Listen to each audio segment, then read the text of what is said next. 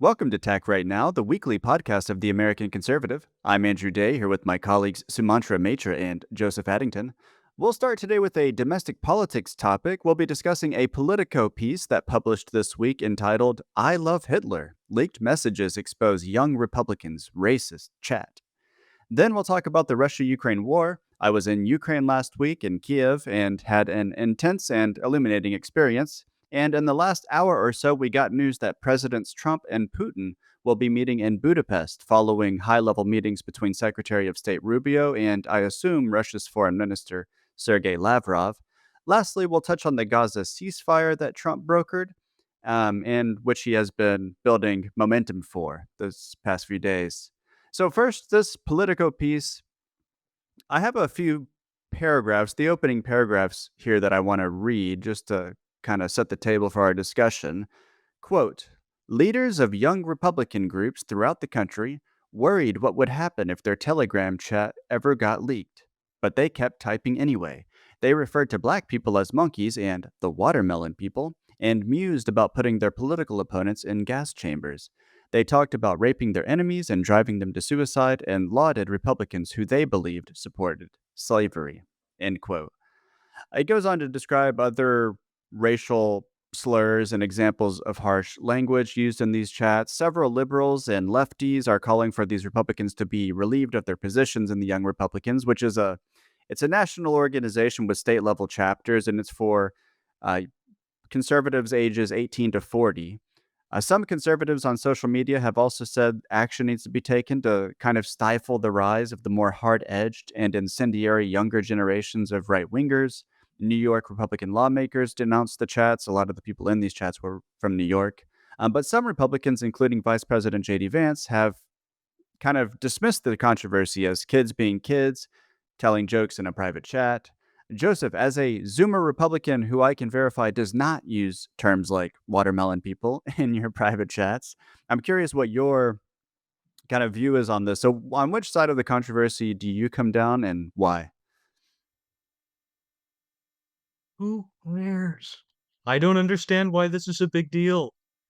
It's some guys, and I guess a couple women, but mostly youngish guys who said some insensitive things in their private chats. Most of it was edgy jokes. Uh, who cares that young guys are saying some edgy jokes in private chat? And I mean, they have like 30,000 messages or something like that. They have like 3,000 pages of messages. Politico went through and dug through these guys to find the most inflammatory jokes that they can possibly find from this group of essentially, like, these are not important people. They're just like young, sort of like young professionals. Uh, Dug through 3,000 pages to find the most inflammatory messages that they possibly can and to set them in the worst light that they possibly can, solely as a hit job. Um, who cares? It's not Well, I'll say important, it. it One means one of nothing. them, just to maybe, I don't know, I don't really disagree with you, but to kind of steelman it, people on the left and Politico itself, that they're saying that it shows that there's like a problem basically behind the scenes in Republican politics, and a lot of these people in the chats, they weren't that young, they're in like their 30s. I think one of them was a state senator. Others have roles in like Republican Party organizations. And the way that Politico is framing it is, this is a behind the scenes look at what the new generation of Republican leaders and the future generation of the Republican Party really thinks. And it's like, it's portrayed as being very dangerous, and they're going to want to take these sentiments that they express and effectuate them in public policy. What do you say about that? I mean, to what extent, like, these sentiments exist? Uh, for example, let's take the headline piece. I love Hitler. Uh, this is, are these people insane national socialists? Are they trying to bring back the Holocaust? No. The joke was, we want super right-wing people. Great, I love Hitler. It's on the order of, you know, if you like abortion, you're a fascist. Well, okay, I'm a fascist, whatever. It's that kind of joke. It means nothing. It's not inflammatory at all. Uh, would I go and say that in public that I love Hitler? No, but like if I'm in a private chat with my friends, Who cares? It doesn't affect anything. It's not serious, and it means nothing. But, if you go through and dig up somebody saying, "I love Hitler," and present it without context, sure, you can go ahead and smear people in the national news. Sumantra, what are your views on this as a kind of elder statesman of the American conservative? Look, I have a quasi British accent and I'm brown skinned. Whatever I say, I'm going to be hated by every side anyway. Look, I, I, I'm afraid I have to agree with Joseph. I don't think this is a big controversy. I'm not going to throw. I mean, yes, since we are criticizing these idiots, they are middle aged and they are dumb and their sense of propriety needs a little bit of work. If you think that you're going to be the counter elite, at least have the basic common sense of being smart about stuff. The problem with these people are they're not very smart. And they have this sense of idea of superiority, or they're edge lords. Who even knows? Like, I don't know. Like, I agree with Joseph. People say stuff in private chat, and you can't really do anything about it because principles are principles. Free speech matters to people. I mean, the only concern I would have about these people is they should check their cholesterol. I mean, they like, one looks like a fat lesbian. Like, it's just like, I mean, you're you're not the master race. You've got the physique of Hermann Goring, but other than that, I'm not really worried about these people. They don't really have any power. I mean, the only thing I think that their lives should be destroyed because of that. No, I mean, look, it's the easiest way to tackle these things is to publicly humiliate them. But other than that, they shouldn't have any punishment because it doesn't matter. It's not affecting anyone. No one is doing. I mean, look, if you dig up chats in, DSA, I'm sure you'd find extremely dangerous things. But will a national media ever do a story about that? No. If you dig up chats between of the communists or Antifa, you'll find exactly like, equally demeaning stuff. I'm not even like talking about like racial stuff, but like just kill the kulaks. You'll find that kind of stuff everywhere. Like, You does don't it have to mean do that. anything? You can go back like 5 years and find Democratic politicians saying absurd anti-white Yeah, it's libel about all kinds of things exactly. in public on the national news. Yeah, I mean, I just don't think why this. I mean, look, there is a rumor that this is a coordinated hit piece, because you would see like the reaction to these stories are like boiling on the anti-Semitism aspect of things. Like, you cannot criticize. Oh, look, they are saying about like Jewish power in the country, and now we are seeing this huge. Not just like right wing, but both right wing and left wing new generations, and they really want to distance themselves from the Middle East. So this is kind of like a good counter to that. Like, it gives a ready-made, talking points to people. But just purely boiling down to the fact, like, I don't really care about these people. Like, the only thing I care about is like, I want them to forget about the master part, do some racing. Like, it will probably do you good. Just run, like. Yeah, I mean, there's evidence even in the piece that this was part of a coordinated kind of attack job, hit job, because Politico initially was setting out to investigate the New York chapter of the Young Republicans for financial mismanagement, and in the course of that investigation, they discovered these chats. What you said about the supposed master race and how it kind of jives in a funny way or contradicts the pictures of these guys, it reminds me of this joke that became popular in Nazi Germany in Germany during the rise of the Nazis. It was like something like as blonde and blue-eyed as Adolf Hitler, as fleet of foot as Joseph Goebbels, as fit and as athletic as as fit as Hermann Hermann Goering. Goring and as Yeah. tall as Joseph Goebbels. Yeah, yeah, um, yep. yeah, there's some interesting angles here. It's been interesting to see JD Vance just kind of take the lead in rejecting this story outright and saying, "No, I'm not going to play that game anymore. I don't care about this." I know that a lot of Republicans have wanted their leadership in the party to take that kind of position whenever these kinds of controversies emerge. It is kind of a test of cancel culture, in a couple of ways. One, will these people actually get fired from their jobs or relieved from their positions in the Young Republicans or wherever else?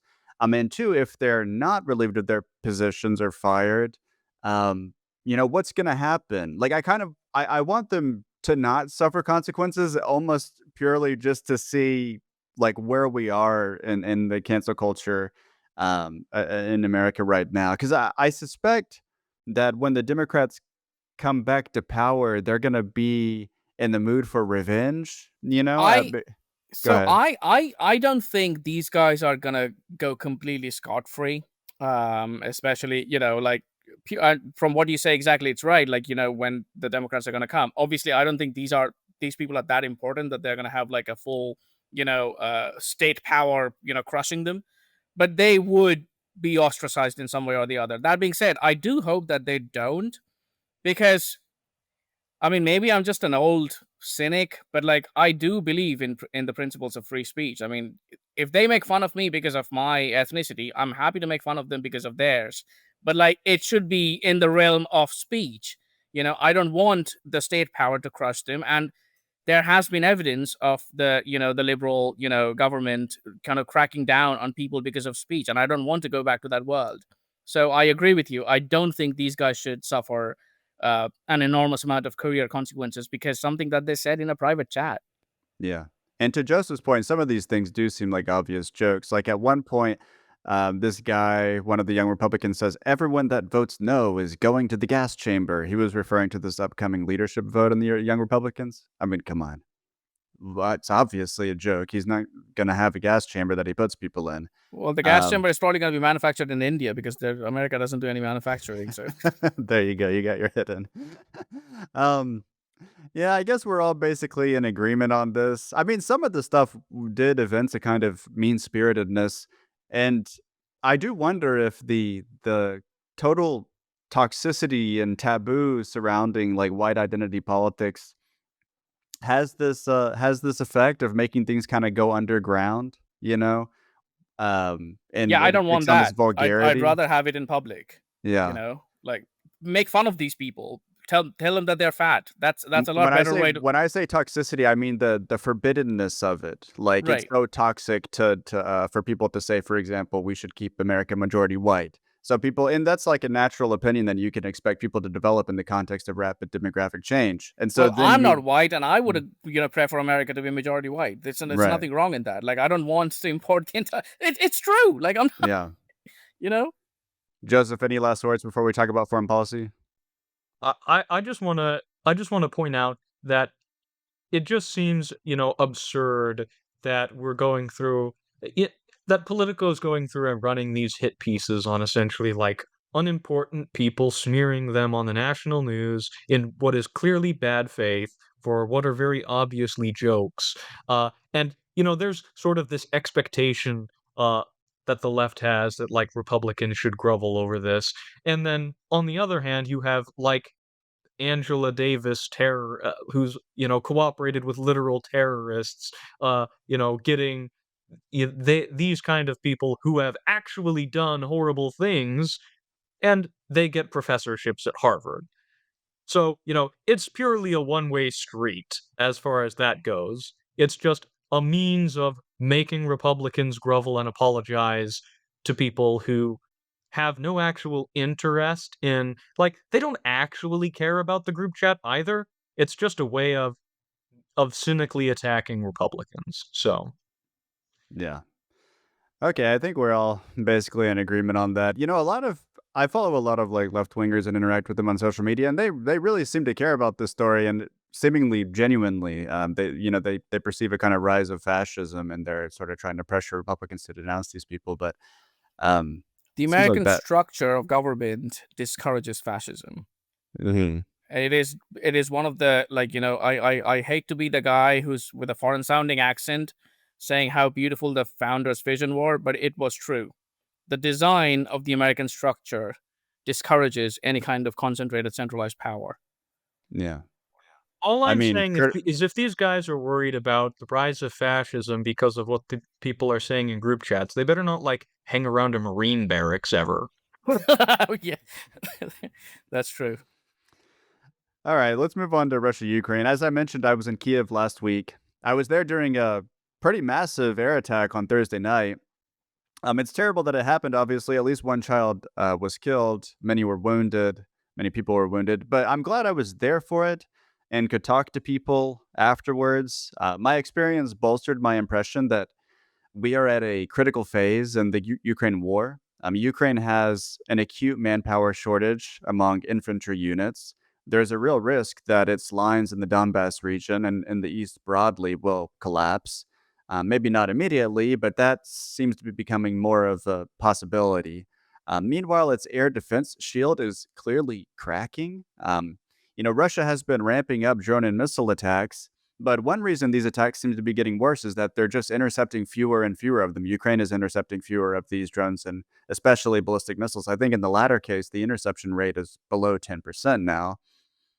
When I was talking to people on the ground in Kiev after the attack, I heard people saying that every single ballistic missile got through. They were targeting energy infrastructure. The Trump administration previously had this policy of making diplomatic overtures to Russia and announcing concessions that Ukraine would have to make, like not joining NATO, and U.S. recognition of Russian ownership of Crimea, etc. Now it's ramping up pressure on Moscow, facilitating these Ukrainian strikes on Russian oil refineries, and it's now considering giving Tomahawk missiles to Ukraine. We should have an announcement on that tomorrow when President Zelensky comes to the White House to meet with Trump. And as I mentioned, President Trump announced today that Rubio is going to be meeting with Russian counterparts and that Trump and Putin will be meeting one on one, face to face in Budapest. I don't think he said when that would happen, but that was very good news from my perspective because official negotiations have just kind of collapsed. They haven't been happening. So this was a bit of welcome news. Um, so, Sumatra, where are we in the process?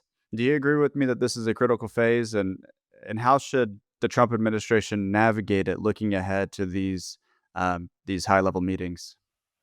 Yeah, I think what you said is right. I was actually gonna. I mean, I encourage everyone to read your report, which I'm also gonna mention in the pick of the week. But look, the Budapest declaration today, like the tweet, the Truth Social from President Trump is interesting, both as a choice of venue and the timing. We have been talking about the U.S. providing Tomahawks. We discussed before in this podcast how that would be an actual game changer. There has never been in recorded history where an American heavy weaponry has been used from a non-Russian vantage point, which have struck a big Russian city, which could have happened with Tomahawks being deployed to the Ukrainians. I find it interesting that the timing of Putin-Trump call happened before Zelensky met. We somewhat know that President Trump usually sways accordingly, according to the last person who, updates him in some ways. So the timing was interesting from Russian perspective. The fact that he chose Budapest, which has been Budapest, the choice of Budapest shows that it is, on one hand, a huge deal for Budapest and Viktor Orban, who's having his own elections, especially on the ground of foreign policy neutrality. It's throwing a bone to one of the loyal allies of both Trump and, if you listen to the Europeans, of Putin as well. So that's interesting. It also comes with a whole bunch of baggage. The previous Budapest memorandum was a very vague understanding, and it obviously clearly didn't work too much. So there's going to be a lot of pressure on that. As for the military part of thing, I think you're right. It is a hinge point, but for a very different reason. The recent Kiel Institute tracker, which I have in front of me, it shows the division of aid between Europe and the United States. And if you see between the 22 to 24, it was roughly at parity. Around January to June 2025, the United States aid dropped down to under 0.5%, whereas majority of the aid was Europe. And from July to August, and currently to September and October, it is even the European aid has dried down. So I think that shows, demonstrates just how the revealed preferences of Europe is very different than that rhetoric. I think the Europeans, regardless of what they say, they're also willing for this war to end. And the Ukrainians have got no capability of continuing the conflict, given the nature of attritional war And given that they have already, like, they're never going to get a manpower boost from any of the European countries or from the United States. The only, you know, gamble that they had was a game changing weaponry. Again, Tomahawks is not going to help Ukraine conquer Russia, but it would put an enormous amount of cost in Russian cities and thereby, privilege Ukraine in a negotiation. Given that Putin and Trump recently talked and they have decided that they might meet in Budapest, or at least they have like high level delegations meet in Budapest, I think the Tomahawk thing is one can imagine that the Tomahawk thing is probably cancelled. I don't want to bet on it, but I think it's not going to happen. In which case, Ukraine's chances of in this conflict is even worse. So I think we are going to find out tomorrow that there is at least some sort of subtle pressure on the Ukrainians from the Trump administration to come to some kind of negotiated settlement, hopefully in Budapest. I think the Gaza thing sort of like boosted Trump's image in a way that he's seeking peace. Whether like it's going to be successful is a different question, but at least he's interested. He's genuinely interested in getting the Nobel Peace Prize. He wants to be recognized as a peace president, and I think that is pushing this to a direction which is hopefully beneficial to both Russia and the United States about like taking a back off seat and ramp down from this conflict. Yeah, we're very lucky that Trump has become so fixated on one, winning the Nobel Peace Prize, He's and on a two, getting mission. into heaven. It's Yep, kind of, yep. I mean, this is a good thing, What? As far as Tomahawks, there are serious doubts among military experts, including Jennifer Kavanaugh of Defense Priorities, that Ukraine would even be able to launch these Tomahawk missiles. They were getting Because, guidance from the U.S. Is that yeah, what? Yeah. well, I read a Financial Times report today that said that the U.S. would deploy contractors to help launch them, but that has to do more with the kind of training deficiencies of the Ukrainian forces. I don't think it solves the issue of launching platforms, which are apparently scarce and unlikely to be provided to Ukraine. But it does seem like the Pentagon is trying to work out some sort of plan whereby Ukraine would be able to launch them. My sense is that this is just a gamble, as you say, Sumantra, because we Ukraine needs air defense. Like, that's what it most needs. It also needs drones because now Russia is starting to outproduce it in drones. Ukrainians have been very innovative in using drones and creating drones, but now Russia has gotten into the game, and people think that they're entirely dependent on these Iranian Shaheds, but they've actually modified the Shahed pretty significantly into something called a Garand drone, and they're producing a lot of drones themselves. They've prioritized this, which is terrible news for Ukraine. But the thing is, the West, we don't have a lot of interceptors and we don't have a lot of drones. And what the US does have is advanced weapon systems. So we're threatening to give them these long range Tomahawk missiles, which could be used to strike Moscow and which are nuclear capable, although obviously they wouldn't be equipped with a nuclear warhead. But Russia would be paranoid about that. So we're offering to give these kinds of advanced weapon systems to change the calculus a bit, to keep Putin on his toes. He doesn't seem dismissive of the possibility to me. Actually, when Putin is asked about this, and I think Russian media is getting concerned, and they think that he's, kind of not treating this with the gravity that it deserves. And when he's asked about it, I get the sense that he's worried about it. And Zelensky seems to think it's going to be a game changer. So they at least seem to think that Ukraine would be able to launch these at some point, and maybe that's the calculus for America. Like, they can't launch these yet, but Russia, if you don't wrap this up, we might find a way in the next several months for Ukraine to be able to launch them. That's my read anyway. Joseph, do you want to say anything about Russia, Ukraine, Tomahawks, this upcoming meeting? Yeah, just briefly, I think the meeting will be really important, and I think it'll give us a good chance to judge how the principals see the war as going forward, because we really are sort of on a turning point here where it's kind of obvious that Ukraine has been losing the war, and that the appetite for aid to Ukraine from both the United States and Europe is kind of drying up.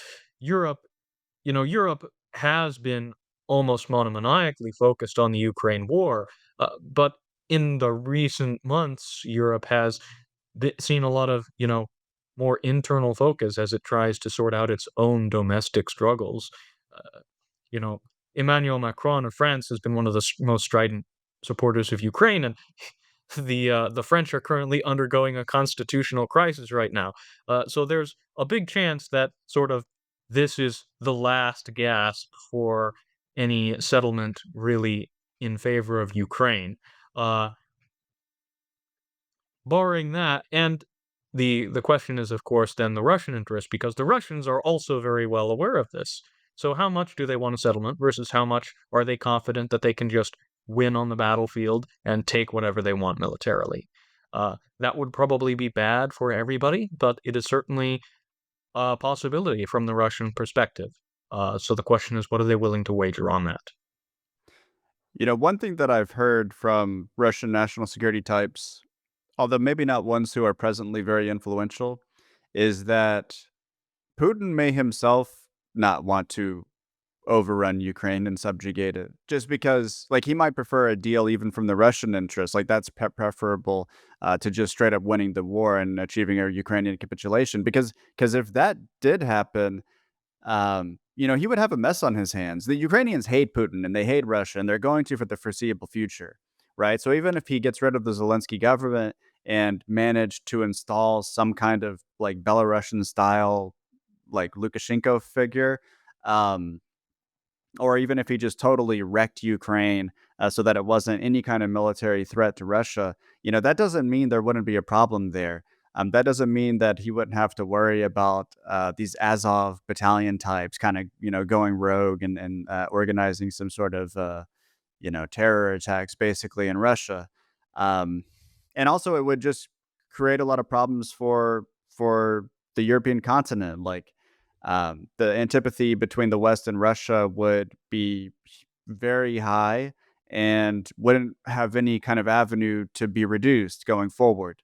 So I do think that even though Russia's winning the war, and that if this war continues, they'll just like march past the Donbass, they'll get all of Donetsk. Presently, Ukraine still controls about a quarter of Donetsk. Um, you know, I think that's like a worst case scenario from kind of the perspective of all parties involved. Russia straight up winning the war. That's why I've been supportive of kind of keeping Ukraine in the fight, giving them air defense missiles, etc.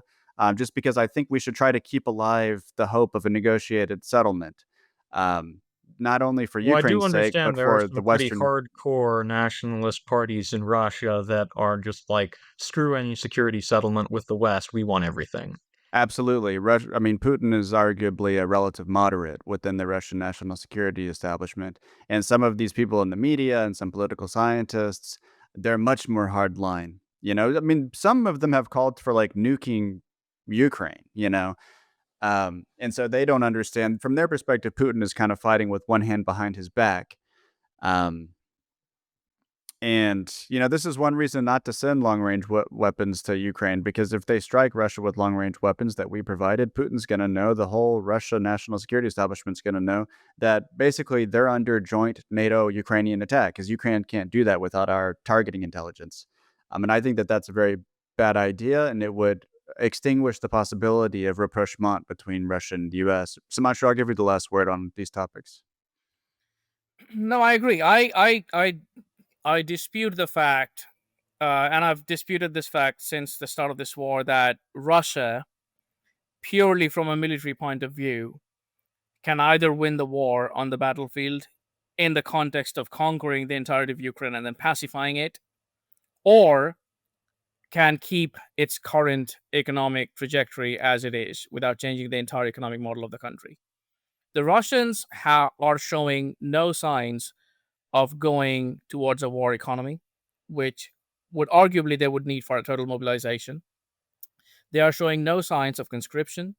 They are showing no signs of even trying to. If the original Russian war aim was, if you see the map of Ukraine, and if this is the Odessa and the Transnistria Moldovan pipeline, and this is Crimea, the entire southern part of Ukraine could have been Russian, which would have cut off Ukraine from the Black Sea, right? If that would have been a war aim, which is a logical war aim, the Russians have so far shown no evidence of even trying to achieve that. They haven't done any kind of landing in the west of Ukraine. They haven't, divided their troops into Odessa. Their seaborne invasion is not happening. So the only thing that they so far are actually trying to get is the four oblasts, and even then, like they're trying to, hit Kiev and hit all the infrastructure and all that, stuff, just so that it's they're in a good negotiating position. They can say like, look, we can ramp up all these costs on you, but if you give us the four oblasts, all of this pain is going to go away. It's going to stop. It's a bullying instinct, but it is logical at one point in time. What I'm trying to say is like there is no evidence so far the Russians are trying to be a hegemonic threat to Europe, or even they're capable of conquering the entirety of Ukraine. And as you mentioned, conquering is only the first part. Pacifying Ukraine, they're not going to have a Ukraine which is like benevolent to Russians or like looking up to the Russians. That good faith is gone and it's not coming back, at least in our lifetime, I think. So I I don't don't know. I think mean, Putin wants another Chechnya on his hands.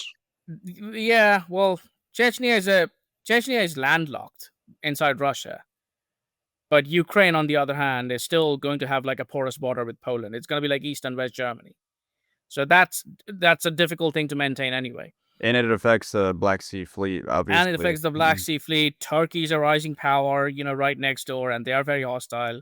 So I think they are trying to come to a negotiated settlement. I think Putin understands that Trump might get pissed off and just back away from the whole thing. And, I don't think that's going to be. And you're right. If the problem with Tomahawks is like it would actually maintain the hardliners, point of this question. Like it would empower the people who are on the right of Putin, and I don't think we should want that.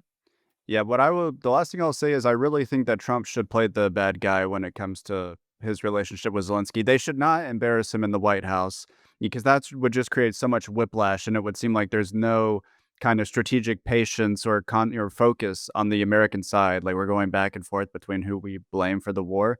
But behind the scenes, and maybe with a little bit of public nudging, we should basically tell Zelensky, look, you're going to have to make huge concessions, and it sucks.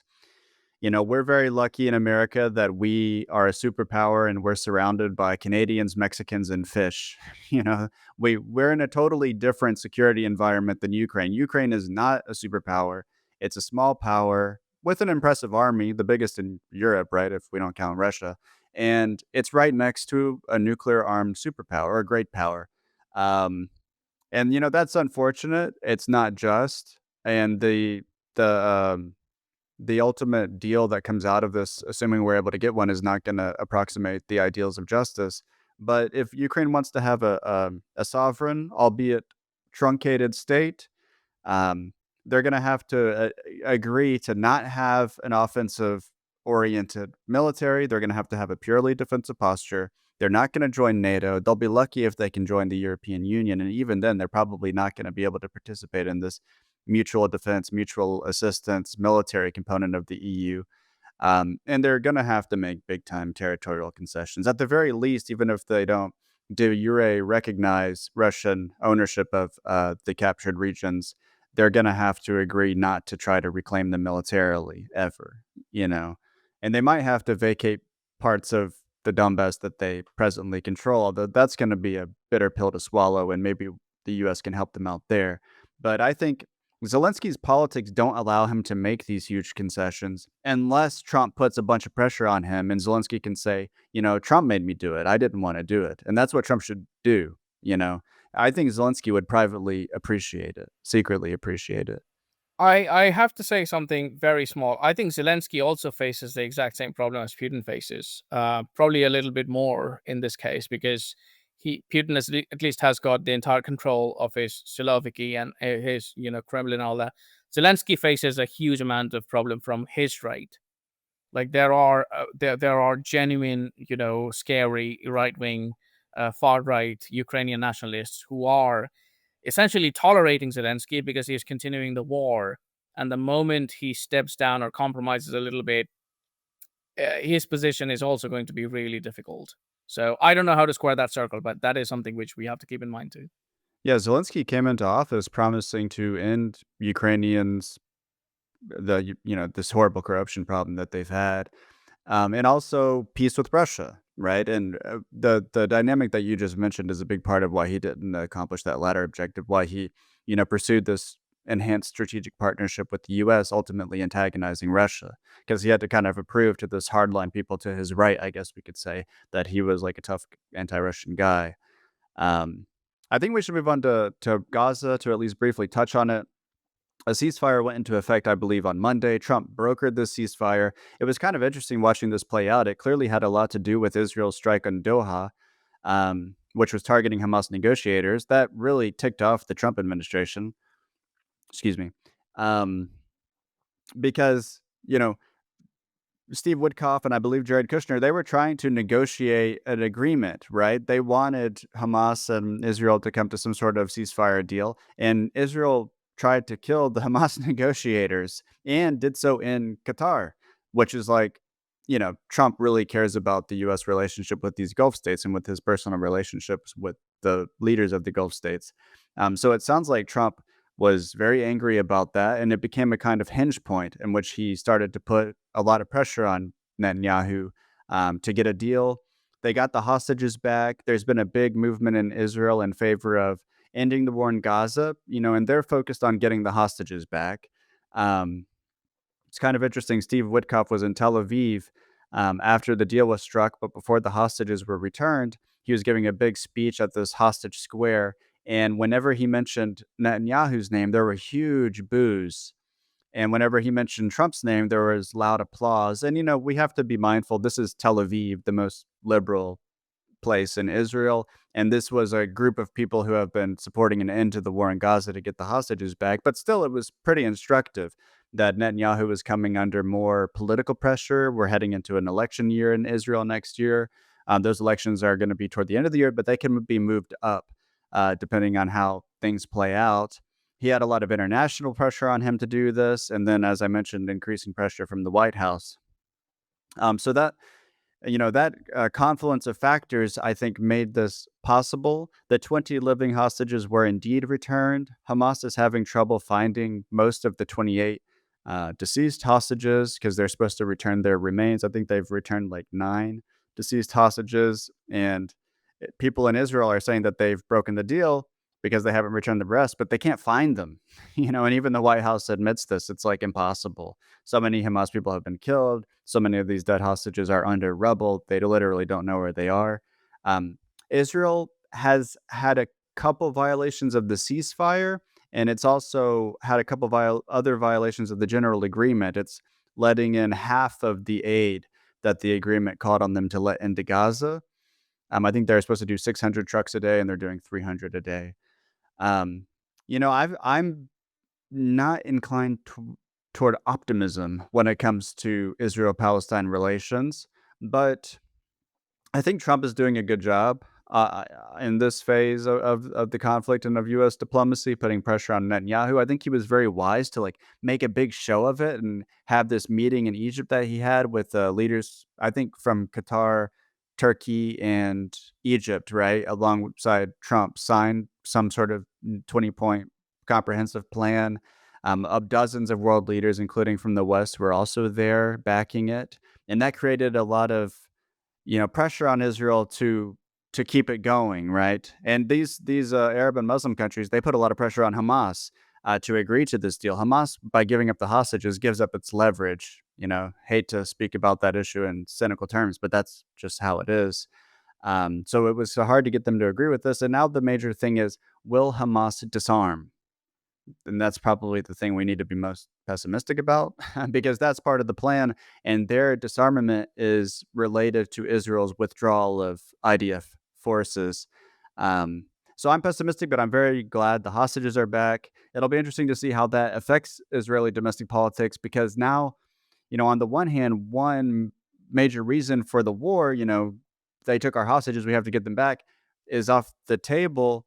But on the other hand, that means that this protest movement is going to lose steam because it was focused on getting the hostages back. So Israel, if Netanyahu restarts the war, he's going to have probably less domestic political pressure on him to end it. That's my read. Sorry for talking so long. Joseph, what's your read on the situation? Sure. I think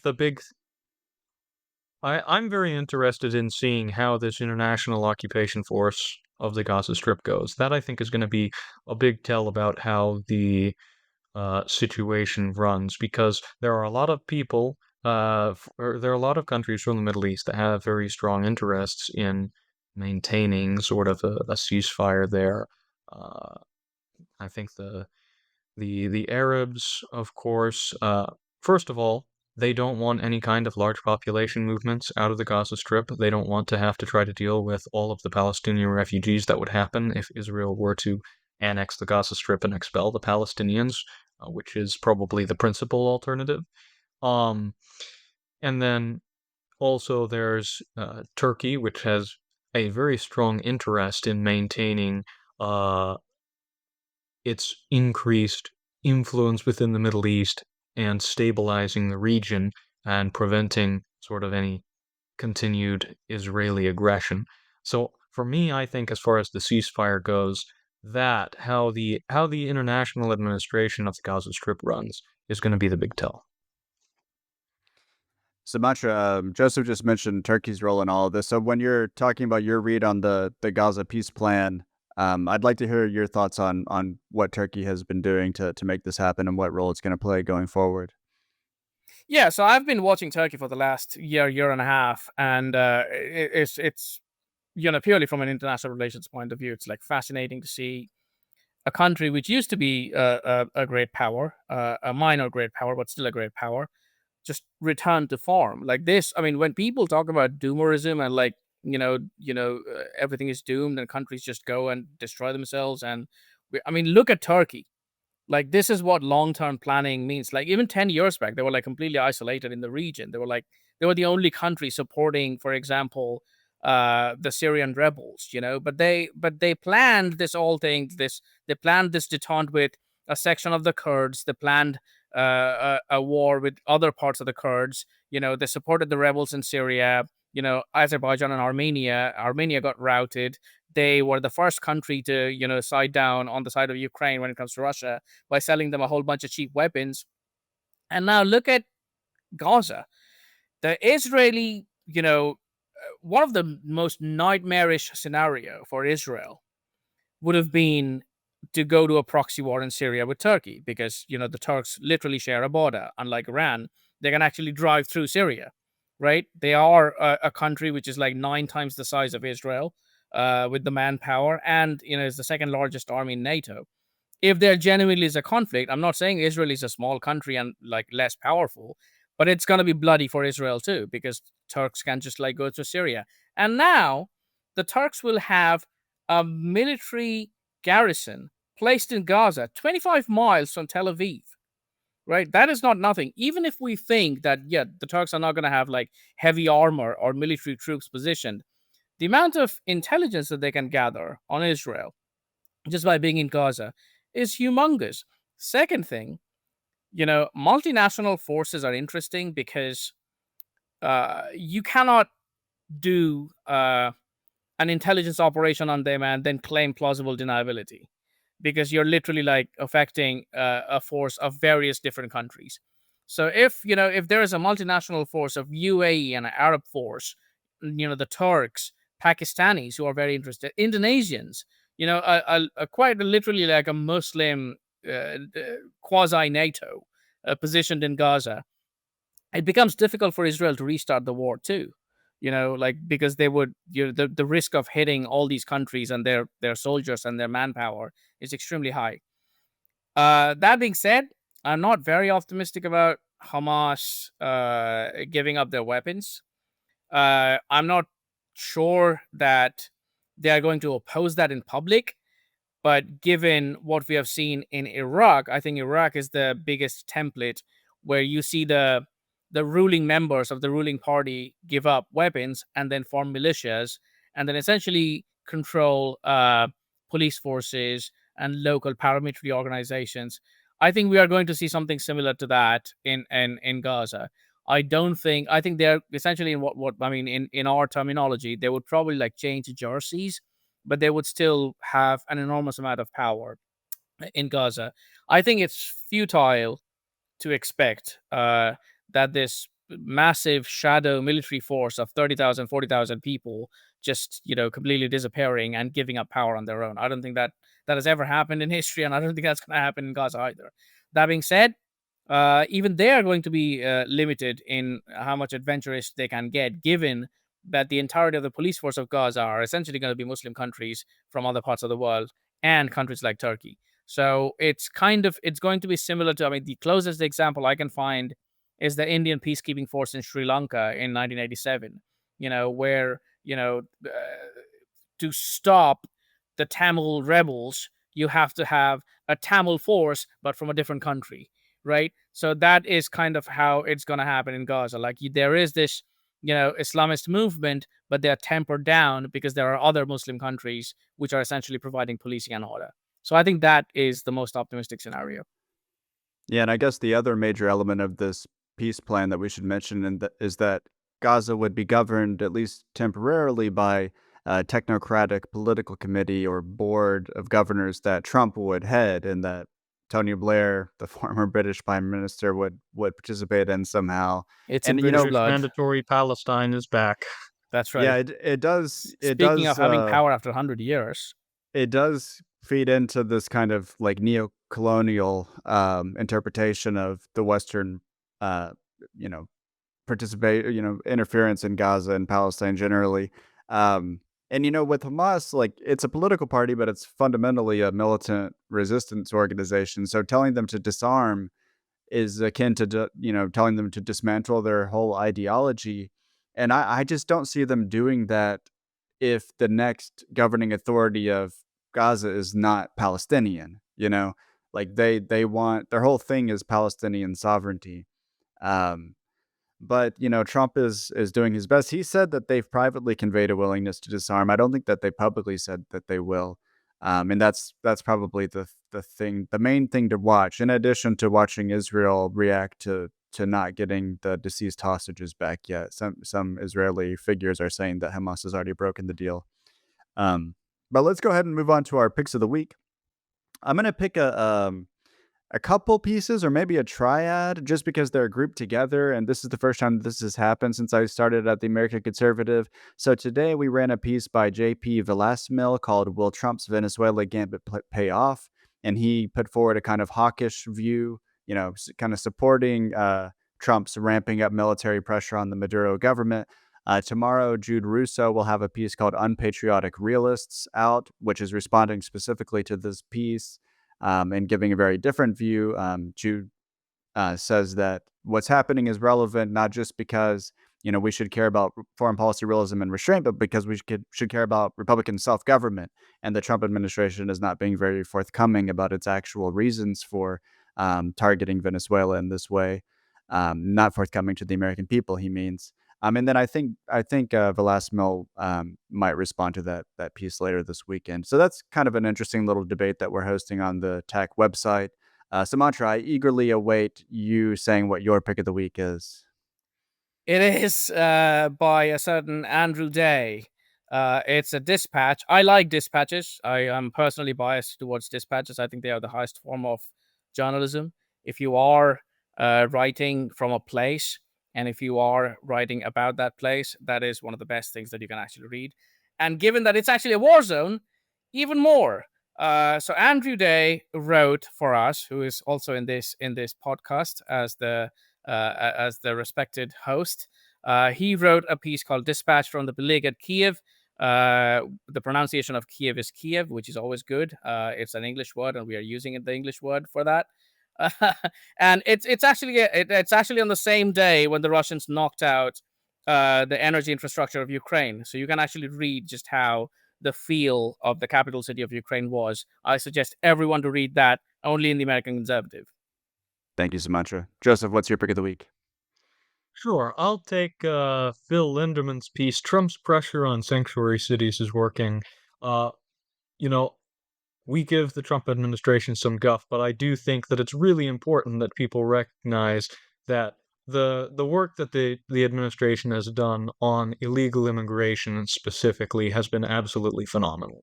There's been some trouble with getting deportation numbers and things up like that, but a lot of it's just logistical constraints that take time to overcome by nature.